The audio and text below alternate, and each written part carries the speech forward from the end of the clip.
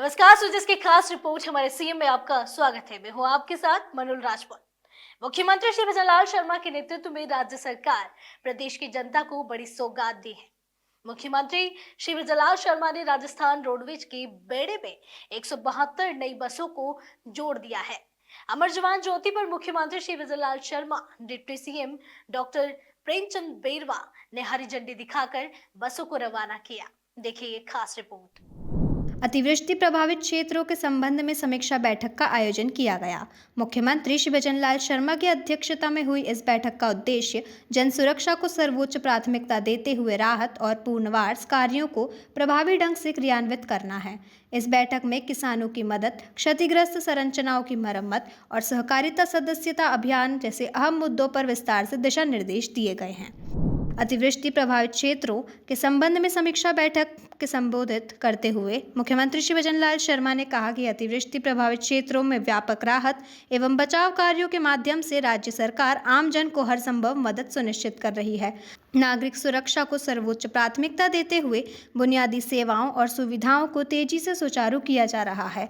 उन्होंने अतिवृष्टि प्रभावित क्षेत्रों में सड़कों, नहरों, एनीकट तथा भवनों के मरम्मत के प्रस्तावों को 3 दिन में स्वीकृत करने के विशेष रूप से निर्देश दिए। साथ ही इन स्वीकृत प्रस्तावों का कार्य 23 सितंबर तक प्रारंभ करने और क्षतिग्रस्त पक्के और कच्चे मकान की रिपोर्ट 2 दिन में प्राप्त कर तत्काल स्वीकृत जारी करने के लिए भी निर्देशित किया।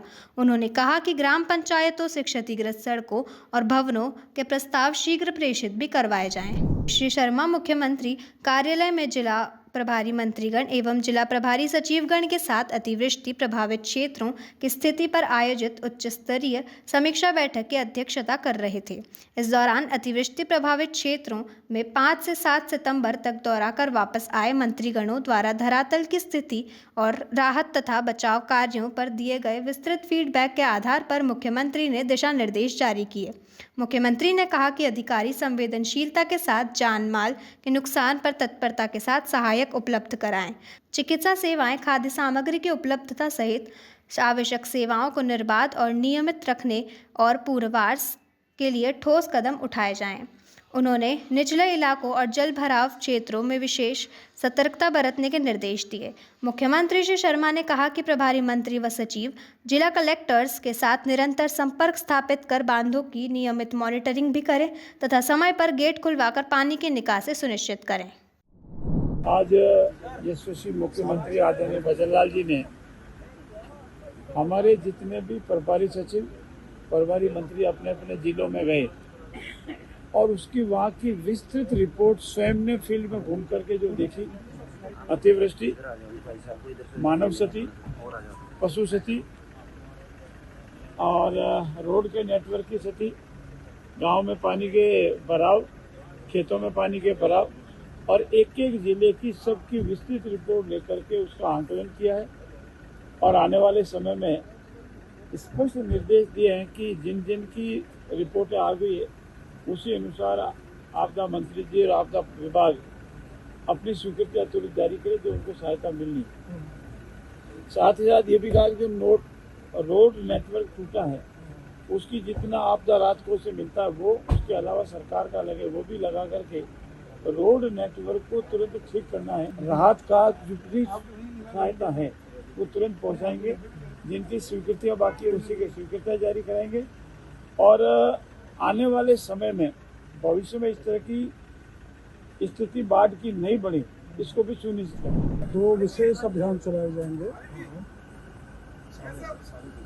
शहरी सेवा अभियान और ग्रामीण सेवा अभियान, तो मतलब 2 ही है। और ये फोर्टनाइट मतलब 15 दिन चलेंगे। उसकी रणनीति रूपरेखा तैयार हुई है और एक जितना भी नुकसान राज्य में हुआ है ये अतिवृष्टि के कारण, बाढ़ के कारण, जहाँ सारे मंत्री और प्रभारी सचिव गए थे उन्होंने रिपोर्टिंग की और मुख्यमंत्री जी द्वारा ये कहा गया है कि जल्दी से जल्दी अर्लीस्ट पॉसिबल समय में वो सैंक्शन निकल जानी चाहिए। हमारा आपदा प्रबंधन विभाग अब तक 182 करोड़ रुपए की सहायता स्वीकृत कर चुका है। और ये सहायता आज की समीक्षा के बाद ऐसा लगता है कि 1500 करोड़ तक की राज्य में हमको वितरित करनी पड़ेगी। तो चाहे वो सरकारी संपत्तियों का नुकसान हो, चाहे निजी संपत्ति का हो, चाहे फसल का खराबा हो, चाहे जन धन हानि हो, सबके जो मापदंड तय हैं SDRF कि उन्हें उस हिसाब से सबको सहायता प्रदान की जाए। कलेक्टर्स को जैसे सरकारी संपत्तियों का खराबा है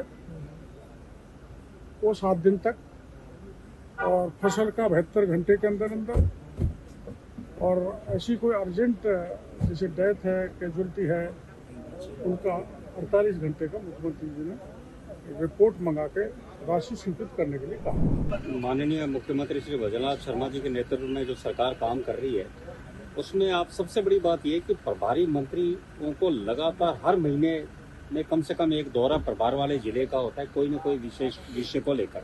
अभी जो बरसात हुई, अतिवृष्टि हुई, कई जगह बाढ़ की स्थिति, तो प्रत्येक मंत्री को जिलों में भेजा गया और वहां से जो स्थिति वस्तुस्थिति की रिपोर्ट आई वो माननीय मुख्यमंत्री जी को दी। बात ही बाकी सभी हमारे माननीय मंत्रियों ने बताया। एक विशेष बात जो आज रही वो ये बात माननीय मुख्यमंत्री जी ने कहा कि जो जहाँ पर पानी इकट्ठा भराव होता है हर जगह, जिसके कारण सड़कें क्षतिग्रस्त होती है, चाहे ग्रामीण अंचल हो, चाहे शहर हो, चाहे म्यूनिसिपलिटी हो, एक विशेष अभियान माननीय मुख्यमंत्री जी के नेतृत्व में सरकार चलाएगी। जो जहाँ पर लो लाइंग एरिया वहाँ पानी इकट्ठा हो रहा है, उनकी रिपोर्ट लेके मांग कर गाँव पंचायत और क्षेत्र से, और वहाँ पर रिचार्ज वेल लगाए जाएंगे ताकि पानी बरसात हो तो 2 घंटे 3 घंटे में उसकी निकासी होगी। एक तो वहाँ पे पानी इकट्ठा होना बंद होगा और दूसरा सड़कें और मार्ग और कीचड़ से लोगों को आजादी मिलेगी। ये बहुत बड़ा निर्णय लिया। मुख्यमंत्री श्री शर्मा ने कहा कि अतिवृष्टि से हुए फसल नुकसान पर राज्य सरकार किसानों के साथ दृढ़ता से साथ खड़ी है। उन्होंने अधिकारियों को 33% से अधिक फसल खराबे की स्थिति में बिना किसी देरी के आर्थिक सहायता सुनिश्चित करने के निर्देश दिए। साथ ही जिन स्थानों पर ऐप के माध्यम से गिरदावरी करने की समस्या आ रही है वहां लोकेशन डिसेबल की जाए। मुख्यमंत्री ने कृषि, राजस्व और सहकारिता विभाग के मंत्रीगण और सचिवों की कमेटी बनाने के सुझाव भी दिया, जो किसानों को फसल खराबे व उचित व समयबद्ध सहायता पर विशेष रूप से कार्य करे। साथ ही यह कमेटी एडवाइजरी बनाने के साथ ही बीमा कंपनी तथा किसानों के बीच समन्वय स्थापित करे। उन्होंने कहा कि प्रदेश में ऐसा तंत्र विकसित किया जाए जिससे पानी का सभी क्षेत्रों में समान रूप से वितरण हो। ट्यूबवेल के माध्यम से पानी को रिचार्ज करने का सिस्टम भी विकसित हो तथा आवश्यकता अनुसार बांध की ऊंचाई बढ़ाने और एनीकट के निर्माण पर विशेष जोर दिया जाए। बैठक के दौरान मुख्यमंत्री श्री शर्मा ने कहा कि 2 अक्टूबर से 15 अक्टूबर तक संचालित होने वाली सहकारिता सदस्यता अभियान के सुचारू संचालन के लिए सहकारिता विभाग फील्ड के पदस्थापित विभागीय अधिकारियों के साथ तैयारियों के संबंध में नियमित समीक्षा करें। इस अभियान में नवीन पैक्स का गठन, सदस्यता अभिवृद्धि, पीएम किसान सम्मान निधि योजना से वंचित लाभार्थी को जोड़ना, भूमि विहीन पैक्स हेतु भू आवंटन कार्यवाही आदि जैसे कार्य किए जाएंगे। इस अभियान को सफल बनाने के लिए 9 से 29 सितंबर तक की अवधि में व्यापक तैयारियां की जाएंगी। उन्होंने कहा कि राज्य सरकार का उद्देश्य है कि प्रदेश में एक भी ग्राम पंचायत सहकारिता से वंचित नहीं रहे। वहीं श्री शर्मा ने कहा कि राज्य सरकार द्वारा 15 सितंबर से 2 अक्टूबर तक शहरी सेवा शिविर और 17 सितंबर से ग्रामीण सेवा शिविर संचालित किया जा रहा है। उन्होंने शहरी सेवा शिविरों के क्रम में 4 से 13 सितंबर तक आयोजित हो रही प्री कैंप को पूरी गंभीरता और तत्परता के साथ आयोजित करने के लिए निर्देशित किया। श्री शर्मा ने शहरी सेवा शिविर के अंतर्गत देय रियायतों का व्यापक प्रचार प्रसार करने के निर्देश दिए। श्री शर्मा ने आगामी खेलो इंडिया यूनिवर्सिटी गेम्स 2025 की तैयारियों एवं आयोजन के संबंध में विशेष कार्य योजना बनाने के लिए निर्देशित किया। उन्होंने कहा कि ये खेल 7 संभागीय जिला मुख्यालय पर आयोजित किए जाएंगे। बैठक में उप मुख्यमंत्री श्रीमती दिया कुमारी, डॉक्टर प्रेमचंद बैरवा, मंत्री परिषद के सदस्य, प्रभारी सचिव और संबंधित विभागों के उच्च अधिकारी मौजूद रहे। हमारे सीएम में इतना ही। बाकी की अन्य खबरों के लिए आप देखते रहिए सुजय समाचार। धन्यवाद। इसी प्रकार की खबरों के लिए हमारे चैनल को लाइक, सब्सक्राइब और शेयर करना न भूलें।